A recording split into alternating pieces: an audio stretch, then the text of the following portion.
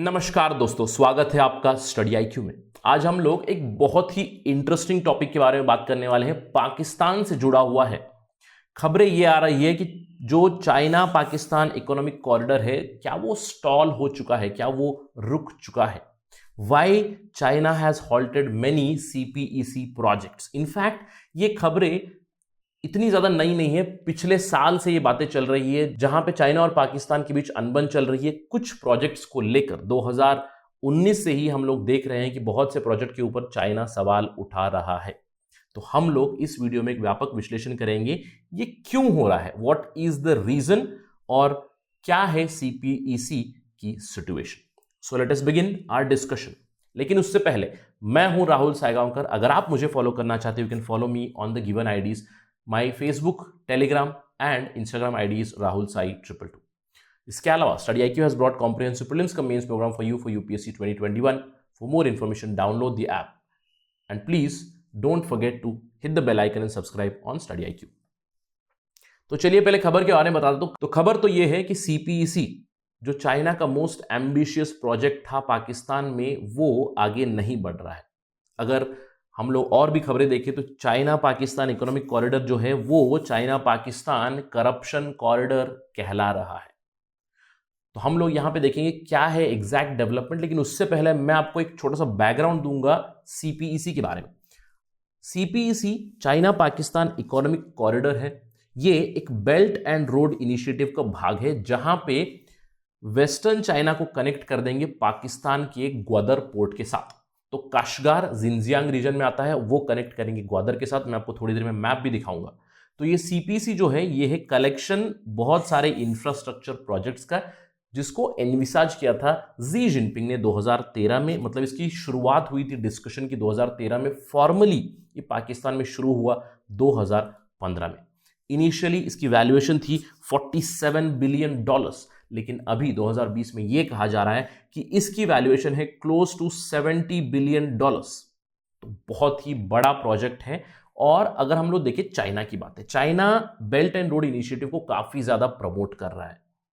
China ने यह कहा है कि जो सीपीईसी है, जो यहां पे आपको दिखाया गया, चाइना के काशगार जो जिनजियांग रीजन में आता है, वहां से ग्वादर पोर्ट तक जाता है। It passes through the Pakistan occupied Kashmir here. In fact ये एक बहुत बड़ा मेन रीजन है जिसकी वजह से India belt and road initiative के बाहर रहा है। इसके ऊपर काफी सारी कंप्लेंट्स भी की है इंडिया ने, लेकिन चाइना और पाकिस्तान ने इंडिया को कंटिन्यूसली स्नब किया है। चाइना जो बेल्ट एंड रोड इनिशिएटिव को प्रमोट कर रहा है, वो कंटिन्यूसली कहता है, जो भी इस चीज में इन्वॉल्व है, जो भी बेल्ट एंड रोड में इन्वॉल्व है, उनको कहता है कि it is going to ultimately help you in terms of economic numbers. आपकी एम्प्लॉयमेंट बढ़ेगी, आपका जीडीपी बढ़ेगा, एटसेट्रा एटसेट्रा। और पाकिस्तान को भी इन्होंने यही कहा है। पाकिस्तान को चाइना ने यह बताया है, चाइना की कम्युनिस्ट पार्टी ने यह बताया है कि चाइना पाकिस्तान इकोनॉमिक कॉरिडोर से पाकिस्तान में पॉलिटिकल स्टेबिलिटी आ जाएगी, पाकिस्तान में इकोनॉमिक रेजिलियंस आ जाएगी। चाइना के ऑफिशियल्स का यह कहना है, जैसे ही China Pakistan economic corridor complete हो जाएगा, तो उसकी वजह से पाकिस्तान में 2.3 मिलियन जॉब्स क्रिएट हो जाएंगी 2030 तक। और इसके अलावा दोनों को भी फायदा है, यानी कि पाकिस्तान को भी फायदा है और चाइना को भी फायदा है। पाकिस्तान में एम्प्लॉयमेंट बढ़ेगी, उनका जीडीपी बढ़ेगा और चाइना को ग्वादर पोर्ट का एक्सेस मिल जाएगा। और अगर अभी हम लोग देखें चाइना को इससे क्यों हेल्प होगा, जो भी तेल आएगा अभी मिडल ईस्ट से, it will come to Gwadar और इसी रूट से चाइना में एंटर हो जाएगा। अभी फिलहाल it has to go all the way round from Strait of Malacca into China. तो चाइना को भी फायदा है, पाकिस्तान को भी फायदा है। ये चाइना का आर्गुमेंट है, जिसकी वजह से Pakistan is also in for the belt and road initiative. लेकिन अगर हम लोग लेटेस्ट डेवलपमेंट की बात करें, हाल ही में क्या हो रहा है इस सीपीईसी को लेकर, काफी ज्यादा एंथुजियाज्म था पहले पाकिस्तान में स्पेशली, और चाइना में भी। चाइना में तो रहेगा ही, क्योंकि पैसों की जब बात आए तो चाइना इज ऑलवेज एंथुजियास्टिक। लेकिन पाकिस्तान में भी काफी ज्यादा एंथुजियाज्म था। लेकिन अगर हम लोग देखें टाइमलाइन जो सीपीईसी की प्लान की गई थी, उसमें ऑलरेडी डिले हो रही है पाकिस्तान की वजह से। जो 10th मीटिंग थी जॉइंट कोऑपरेशन कमेटी की, ये जो जॉइंट कोऑपरेशन कमेटी है, यहां पे पाकिस्तान भी इन्वॉल्व रहेगा, चाइना भी इन्वॉल्व रहेगा। दोनों मिलकर मीटिंग करके सीपीईसी की प्रोग्रेस रिव्यू करेंगे और आगे बढ़ाएंगे इस चीज को। अनएक्सपेक्टेडली इसको डिफर कर दिया गया है, जो 10वीं मीटिंग थी joint cooperation committee for CPEC. और इसका रीजन ये दिया जा रहा है कि जो आगे का रोड मैप है इंडस्ट्रियल कोऑपरेशन के ऊपर, उसके ऊपर चाइना और पाकिस्तान के बीच थोड़ा सा वाद विवाद चल रहा है। इसके अलावा जो इंडस्ट्रियल पार्क्स है, जो स्पेशल इकोनॉमिक जोन्स है, जो ईयरमार्क्ड है सीपीईसी के लिए, उसके ऊपर भी थोड़े से सवाल उठ चुके हैं। थोड़ा सा डिसएग्रीमेंट है चाइना और पाकिस्तान के बीच। तो ये तो हो गई लेटेस्ट डेवलपमेंट, जहां पे 10th मीटिंग अनएक्सपेक्टेडली डिफर हो चुकी है। इससे पहले भी बहुत सारी प्रोजेक्ट्स के ऊपर चाइनीज कम्युनिस्ट पार्टी ने सवाल उठा दिए, इनफैक्ट रोक दिया है। अगर हम लोग इमरान खान गवर्नमेंट की बात करें तो उन्होंने एक प्रोजेक्ट क्लियर किया था $6.8 बिलियन का, जिसका नाम है मेन लाइन 1। ये एक रेलवे अपग्रेड है जहां पे ट्रेन की स्पीड डबल की जाने वाली थी। ML1 प्रोजेक्ट, ये कहा जाता है कि पूरे सीपीईसी प्रोजेक्ट का सबसे कॉस्टलीस्ट पार्ट है, जिसकी 90% फंडिंग आनी थी चाइना की तरफ से, लेकिन ये पिछले 1 से 1.5 सालों से रुकी हुई है। Beijing has been reluctant to make progress over ML1 till date.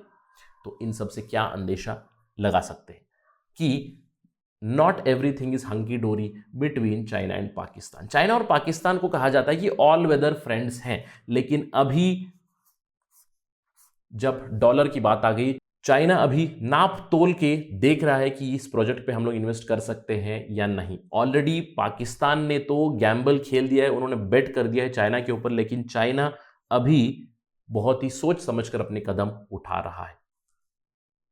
लेकिन क्यों ये सब क्यों हो रहा है? China Pakistan all weather friends माने जाते थे, लेकिन अब चाइना सोच क्यों रहा है? इसके 3 इंपॉर्टेंट रीजंस है। पहला रीजन है पाकिस्तान की खुद की पॉलिटिक्स।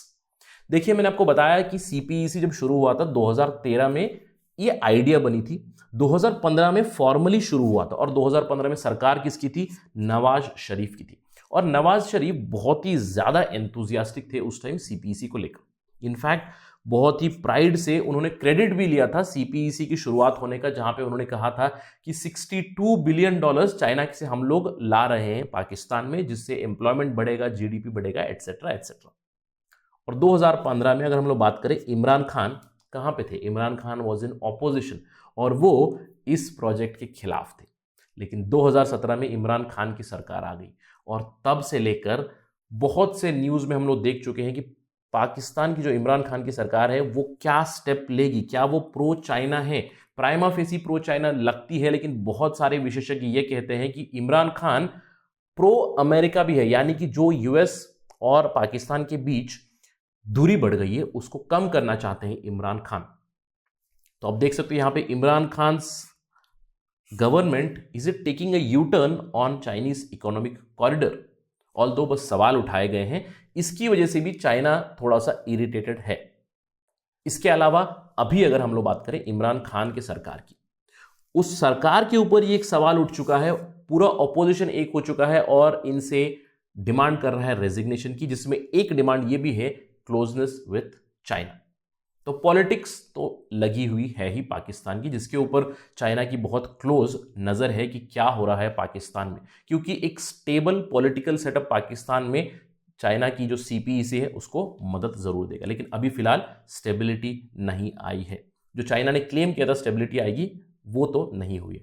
इसके अलावा अगर हम लोग बात करें करप्शन तो एक बहुत बड़ी प्रॉब्लम है जिसको चाइना ने हाईलाइट किया है स्पेसिफिकली। और अगर हम लोग बात करें फोरकास्ट की, भविष्य बताने की, तो वर्ल्ड बैंक ने 2018 में ही भविष्य बता दिया था बेल्ट एंड रोड इनिशिएटिव का। उन्होंने कहा था जो भी देश बेल्ट एंड रोड इनिशिएटिव के साथ जुड़ रहे हैं प्लीज आप केयरफुल रहिएगा। उन्होंने वार्न किया था कि आपके ऊपर डेट का रिस्क हो जाएगा, आपके ऊपर एक सवाल उठ सकता है स्ट्रैंडेड इंफ्रास्ट्रक्चर का, क्योंकि पैसे ऑलरेडी दे चुका है चाइना। अगर आधे पैसे दिए, अगर आधे आपने पैसे लगाए हैं और इंफ्रास्ट्रक्चर अभी रुक चुका है क्योंकि चाइना ने फंडिंग रोक दी है, तो इंफ्रास्ट्रक्चर इज स्ट्रैंडेड। इसके अलावा सोशल रिस्क तो हम लोग देख ही सकते हैं पाकिस्तान के साथ हो रहा है, करप्शन बिल्कुल हो रहा है। तो ये सारी जो भविष्यवाणी थी वर्ल्ड बैंक की, अगर चाइना को लेकर बात करें, अगर पाकिस्तान को लेकर बात करें, अगर सीपीईसी को लेकर बात करें, तो सारी की सारी ऑलमोस्ट ट्रू हो चुकी है। करप्शन की अगर मैं बात करूं सीपीईसी को लेकर, मैंने आपको एक वीडियो में बताया था कि चाइना के जो फॉर्मर आर्मी जनरल है लेफ्टिनेंट जनरल असीम सलीम बाजवा, वो सीपीईसी अथॉरिटी के चेयरमैन हैं। और अगस्त 2020 में पूरे पाकिस्तान मीडिया में रिपोर्ट आ रही है कि जो असीम बाजवा है उन्होंने काफी ज्यादा वेल्थ अमास कर दिया है, अपने नाम पे ही नहीं, अपनी बीवी और उनके भाई के नाम पर। तो करप्शन चार्जेस उनके ऊपर लगे हैं। यही नहीं, पाकिस्तान में तो उन्होंने काफी ज्यादा प्रॉपर्टी बनाई है, उन्होंने ऑफशोर प्रॉपर्टीज भी बनाई है, ये सब मीडिया रिपोर्ट्स में आ चुका है। इन रिपोर्ट्स के बावजूद, काफी सारे प्रोटेस्ट के बावजूद असीम सलीम बाजवा ने रिफ्यूज किया है कि वो स्टेप डाउन करेंगे सीपीईसी अथॉरिटी से। और एक बहुत ही स्ट्रेंज डेवलपमेंट ये है कि इमरान खान सरकार ने इसके ऊपर कोई इन्वेस्टिगेशन की बात नहीं की है। इमरान खान सरकार ने कैटेगोरिकली बताया है कि इन्वेस्टिगेशन नहीं होगा सीपीईसी प्रोजेक्ट्स के ऊपर। ये स्ट्रेंज इसलिए है कि 2017 में जब इमरान खान इलेक्ट होकर आए, उनकी पार्टी का मैनिफेस्टो ये था कि वो करप्शन रोकेंगे। काफी स्ट्रेंज डेवलपमेंट है। और चाइनीज ऑफिशियल्स इसके ऊपर भी नजर लगाए हुए हैं। चाइनीज ऑफिशियल्स तो ये कह रहे हैं कि जो भी पैसा जा रहा है सीपीईसी में, उसमें 80% करप्शन में लीकेज हो रहा है, जिसको वापस लाना बहुत ही मुश्किल है। तो corruption is a huge problem and Chinese have kept an eye on this. इसके अलावा अगर हम लोग बात करें थर्ड चीज की, तो वो है इंसर्जेंसी की प्रॉब्लम। अगर हम लोग बलूचिस्तान की बात करें, जो यहां पे आता है towards the western side of Pakistan, Balochistan Liberation army ने अपनी इंसर्जेंसी को इंटेंसिफाई कर दिया है। वो बलोच इंडिपेंडेंस की मुहिम में लगे हुए हैं। उन्होंने ब्लेम किया है चाइना को कि चाइना उनको एक्सप्लॉइट कर रहा है। चाइना ने तो प्रॉमिस किया था कि पॉलिटिकल स्टेबिलिटी आएगी, चाइना ने प्रॉमिस किया था कि जॉब्स आएंगे, चाइना ने प्रॉमिस किया था कि इकोनॉमिक प्रॉस्पेरिटी आएगी। बलोची लोग ये पूछ रहे हैं कि ये सब हो रहा है क्या? वो कह रहे हैं कि बहुत ज्यादा करप्शन आ चुका है पाकिस्तान सरकार में, जो जॉब्स प्रॉमिस किए गए थे उनको तो आप दे नहीं रहे हो, इनफैक्ट आप हमारे ही नेचुरल रिसोर्सेज इस्तेमाल कर रहे हो और बहुत ज्यादा चाइनीज प्रेजेंस है हमारे बलूचिस्तान में।